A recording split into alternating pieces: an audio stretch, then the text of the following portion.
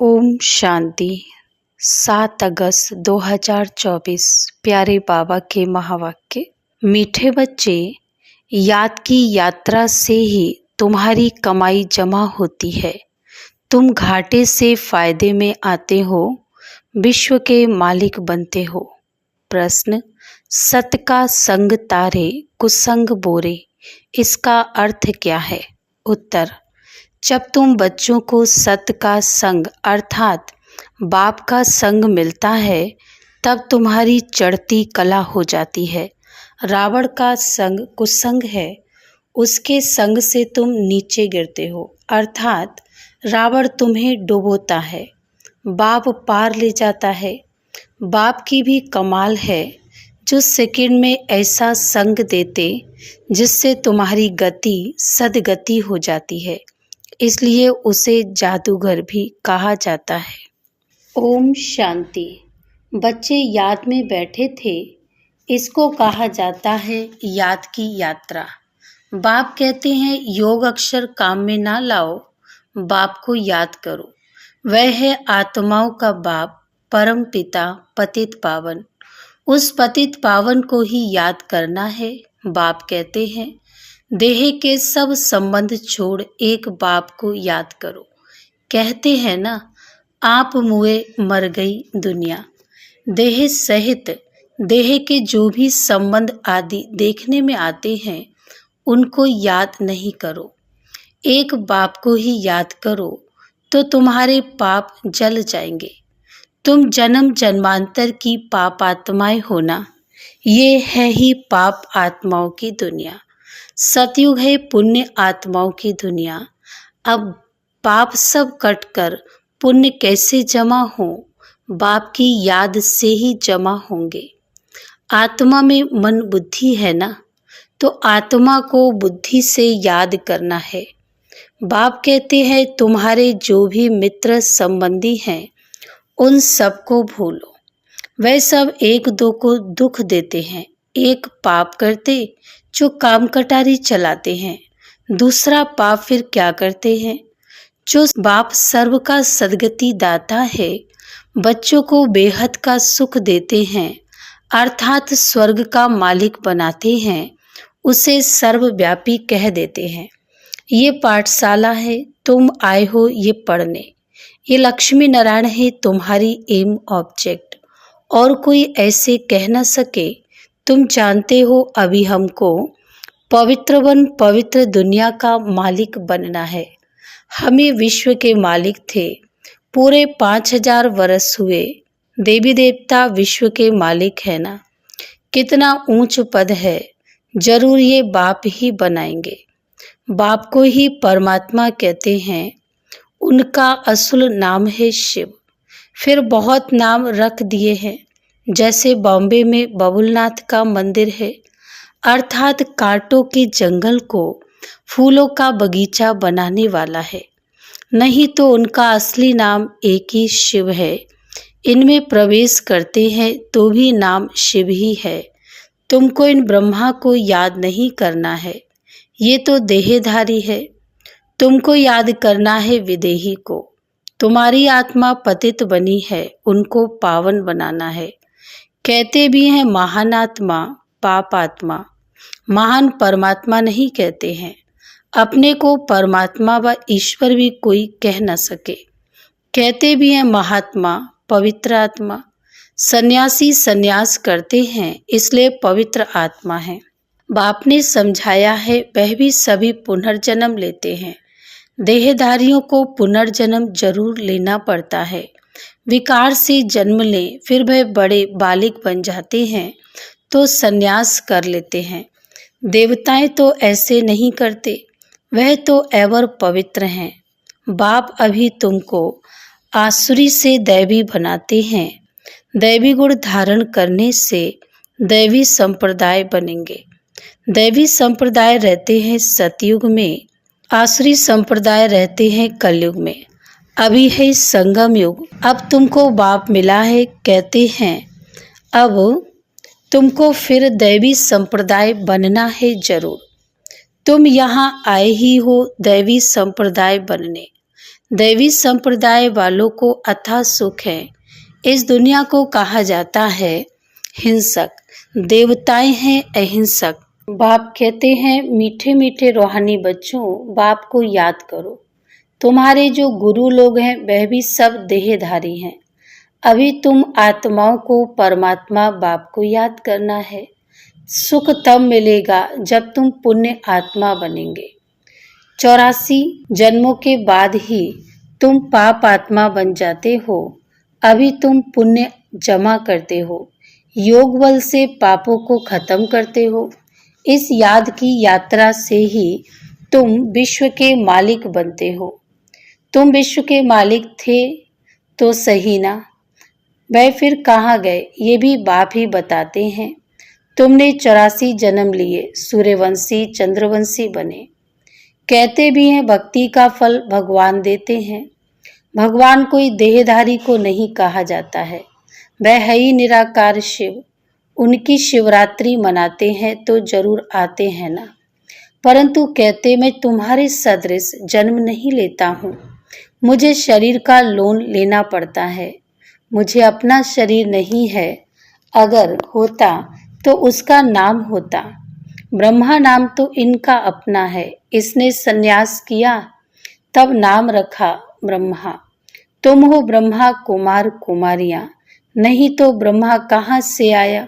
ब्रह्मा है शिव का बेटा। शिव बाबा अपने बच्चे ब्रह्मा में प्रवेश कर तुमको ज्ञान देते हैं।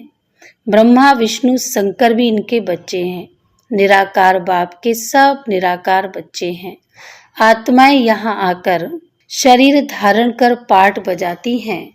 बाप कहते मैं आता ही हूँ पतितों को पावन बनाने। मैं इस शरीर का लोन लेता हूँ। शिव भगवानुवाच है ना। श्री कृष्ण को तो भगवान नहीं कह सकते, भगवान तो एक ही है। श्री कृष्ण की महिमा ही अलग है। पहला नंबर देवता है राधे कृष्ण, जो स्वयंवर के बाद फिर लक्ष्मी नारायण बनते हैं, परंतु ये कोई जानते नहीं।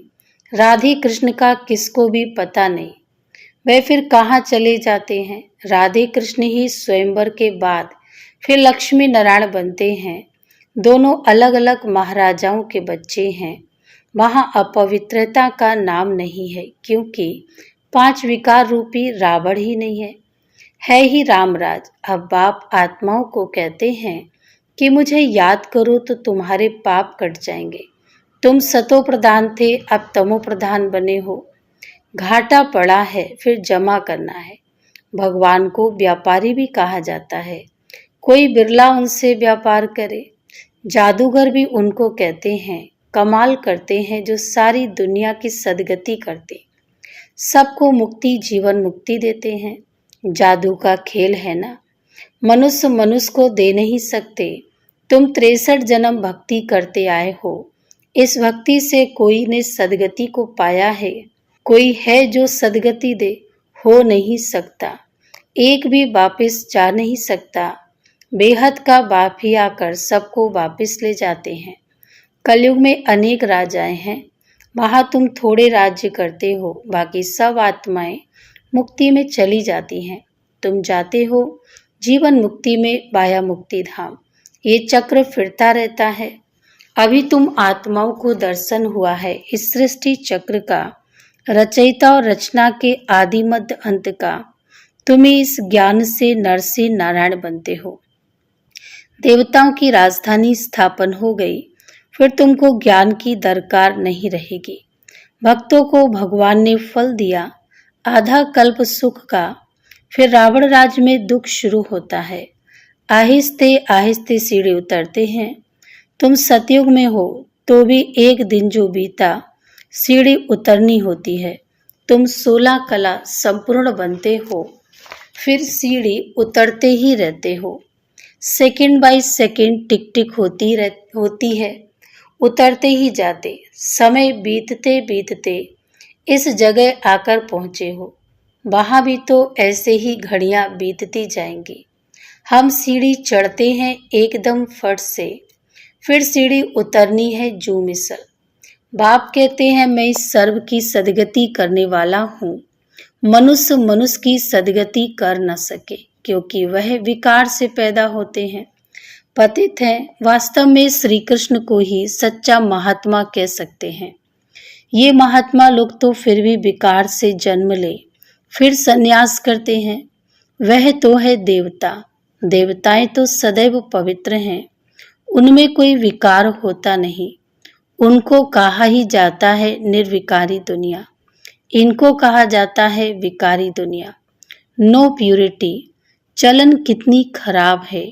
देवताओं की चलन तो बड़ी अच्छी होती है, सब उनको नमस्ते करते हैं। कैरेक्टर्स उन्हों के अच्छे हैं, तब तो अपवित्र मनुष्य उन पवित्र देवताओं के आगे माथा टेकते हैं। अभी तो लड़ना झगड़ना क्या क्या लगा पड़ा है, बड़ा हंगामा है। अभी तो रहने की भी जगह नहीं है। चाहते हैं मनुष्य कम हो, परंतु ये तो बाप का ही काम है। सतयुग में बहुत थोड़े मनुष्य थे, इतने सब शरीरों की होलिका हो जाती है, बाकी सब आत्माएं चली जाती हैं अपने स्वीट होम। सजाएं तो नंबरवार भोगते हैं जरूर। जो पूरा पुरुषार्थ कर विजय माला का दाना बनते हैं, वे सजाओं से छूट जाते हैं। माला एक की तो नहीं होती, जिसने उन्हों को ऐसा बनाया है वह है फूल। फिर है मेरु, प्रवृत्ति मार्ग है ना, तो जोड़ी की माला है, सिंगल की माला नहीं होती। सन्यासियों की माला होती नहीं, वह है निर्वृत्ति मार्ग वाले। वे प्रवृत्ति मार्ग वालों को ज्ञान दे न सके। पवित्र बनने के लिए उनका है हद का सन्यास, वह है हठ योगी। ये है राजयोग। राजाई प्राप्त करने के लिए बाप तुमको ये राजयोग सिखलाते हैं। बाप हर 5000 बरस बाद आते हैं। आधा कल्प तुम राजाई करते हो सुख में, फिर रावण राज्य में आहिस्ते आहिस्ते तुम दुखी हो जाते हो। इसको कहा जाता है सुख दुख का खेल। तुम पांडवों को जीत पहनाते हैं, अब तुम हो पंडे, घर जाने की यात्रा कराते हो। वह यात्राएं तो मनुष्य जन्म जन्मांतर करते आए, अब तुम्हारी यात्रा है घर जाने की। बाप आकर सबको मुक्ति, जीवन मुक्ति का रास्ता बताते हैं। तुम जीवन मुक्ति में, बाकी सब मुक्ति में चले जाएंगे। हाहाकार के बाद फिर जय जयकार हो जाती है। अभी है कलयुग का अंत, आफतें तो बहुत आने की है। फिर उस समय तुम याद की यात्रा में रह नहीं सकेंगे, क्योंकि हंगामा बहुत हो जाएगा। इसलिए बाप कहते हैं अब याद की यात्रा को बढ़ाते जाओ, तो पाप भस्म हो जाएं, और फिर जमा भी करो। सतो प्रधान तो बनो। बाप कहते हैं मैं हर कल्प के पुरुषोत्तम संगम युग पर आता हूँ। ये तो बहुत छोटा सा ब्राह्मणों का युग है। ब्राह्मणों की निशानी चोटी होती है। ब्राह्मण, देवता, क्षत्रिय, वैश्य, शूद्रीय चक्र फिरता ही रहता है। ब्राह्मणों का बहुत छोटा कुल होता है। इस छोटे से युग में बाप आकर तुमको पढ़ाते हैं। तुम बच्चे भी हो, स्टूडेंट भी हो, फॉलोअर्स भी हो, एक के ही हैं। ऐसा कोई मनुष्य होता नहीं जो बाप भी हो, शिक्षा देने वाला टीचर भी हो, सृष्टि के आदि मद्दंत का ज्ञान देता हो, फिर साथ में भी ले जाए। ऐसा कोई मनुष्य हो ना सके। ये बातें अभी तुम समझते हो। सतयुग में भी पहले पहले बहुत छोटा झाड़ होता है, बाकी सब शांति धाम में चले जाएंगे। बाप को कहा जाता है सर्व का सदगति दाता। बाप को बुलाते हैं हे पतित पावन बाबा आओ। दूसरी तरफ फिर कहते हैं परमात्मा कुत्ते बिल्ली पत्थर ठिक्कर सब में है। बेहद के बाप का अपकार करते हैं। बाप जो विश्व का मालिक बनाते उनको डिफेम करते हैं। इसे ही कहा जाता है रावण का संग दोष। सत्य का संग तारे को संग डुबोए। रावण राज्य शुरू होता है तो तुम गिरने लग पड़ते हो। बाप आकर के तुम्हारी चढ़ती कला करते हैं। बाप आकर मनुष्य को देवता बनाते हैं तो सर्व का भला हो जाता है। अभी तो सब यहाँ हैं, बाकी जो भी रहे हुए हैं वह आते रहते हैं। जब तक निराकारी दुनिया से सब आत्माएं आ जाएंगी, तब तक तुम इम्तिहान में भी नंबरवार पास होते जाएंगे। इनको कहा जाता है रूहानी कॉलेज। रूहानी बाप रूहानी बच्चों को पढ़ाने आते हैं। रावण राज आया तो फिर शरीर छोड़ अपवित्र राजा बने और पवित्र देवताओं के आगे माथा टेकने लगे। आत्मा ही पतित अथवा पावन बनती है। आत्मा पतित तो शरीर भी पतित मिलता है। सच्चे सोने में खाद पड़ती है तो खाद का जेवर हो जाता है। अब आत्मा से खाद निकले कैसे? योग अग्नि चाहिए, उनसे तुम्हारे विकर्म विनाश हो जाएंगे। आत्मा में चांदी तांबा लोहा पड़ गया है, ये है खाद। आत्मा सच्चा सोना है, अब झूठी बन गई है। वह खाद निकले कैसे? ये है योग अग्नि। ज्ञान चिता पर बैठे हो, आगे थे काम चिता पर। बाप ज्ञान चिता पर बिठाते हैं, सिवाय ज्ञान सागर बाप के और कोई ज्ञान चिता पर बिठा न सके। मनुष्य भक्ति मार्ग में कितनी पूजा करते रहते हैं, लेकिन किसको जानते नहीं। अभी तुम सबको जान गए हो, तुम सब देवता बनते हो, तो फिर पूजा की बात ही खत्म हो जाती। जब रावण राज शुरू होता है तब भक्ति शुरू होती है। अच्छा, मीठे मीठे सिकिलदे बच्चों प्रति माता पिता बाप दादा का याद प्यार और गुड मॉर्निंग। रूहानी बाप की रूहानी बच्चों को नमस्ते। हम रूहानी बच्चों की रूहानी बाप दादा को याद प्यार गुड मॉर्निंग और नमस्ते। धारणा के लिए मुख्य सार नंबर 1, सजाओं से मुक्त होने के लिए विजय माला का दाना बनने का पुरुषार्थ करना है। रूहानी पंडावन सबको शांतिधाम घर की यात्रा करानी है। नंबर 2, याद की यात्रा को बढ़ाते बढ़ाते सब पापों से मुक्त हो जाना है। योग अग्नि से आत्मा को सच्चा सोना बनाना है, सतो प्रधान बनना है। वरदान, हर घड़ी को अंतिम घड़ी समझ सदा एवर रेडी रहने वाले तीव्र पुरुषार्थी भव। हर घड़ी को अंतिम घड़ी समझ सदा एवर रेडी रहने वाले तीव्र पुरुषार्थी भव। स्पष्टीकरण, अपनी अंतिम घड़ी का कोई भरोसा नहीं है, इसलिए हर घड़ी को अंतिम घड़ी समझते हुए एवर रेडी रहो। एवर रेडी अर्थात तीव्र पुरुषार्थी। ऐसे नहीं सोचो कि अभी तो विनाश होने में कुछ टाइम लगेगा, फिर तैयार हो जाएंगे। नहीं, हर घड़ी अंतिम घड़ी है, इसलिए सदा निर्मोही, निर्विकल्प, निर्व्यर्थ, व्यर्थ भी नहीं, तब कहेंगे एवर रेडी। कोई भी कार्य रहे हुए हो, लेकिन अपनी स्थिति सदा उपराम हो। जो होगा वो अच्छा होगा। स्लोगन, अपने हाथ में लाव उठाना भी क्रोध का अंश है। अपने हाथ में लाव उठाना भी क्रोध का अंश है।